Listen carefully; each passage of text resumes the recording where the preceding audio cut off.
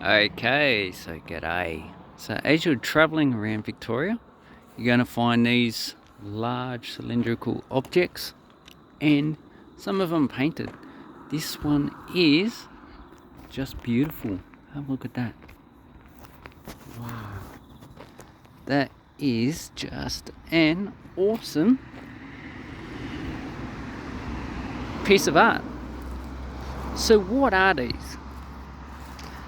In Victoria, these are part of firefighting effort. So this is part of the CFA, and it's just full of water.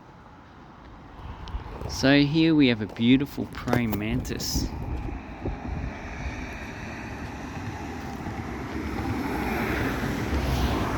And it's by David Lee Pereira. And there's some cows over there. Man, they do look delicious. There's lots of cars, very noisy. So, Discover Hume. There should actually be so this is the actual council, Hume. That's a website. Go and look it up. And this should have a CFA markers on it somewhere. So this is where they put the fire hose, and obviously it's capped so other people can't use it, because you do get arseholes that will try and use it. But just have a look at this beautiful piece of art. Turn left. Oh, go away. So I'll turn the GPS off, but it's still on. How does that work? So anyway,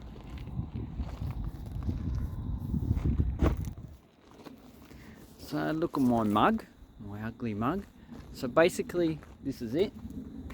If I lean up against it, you can see how big the actual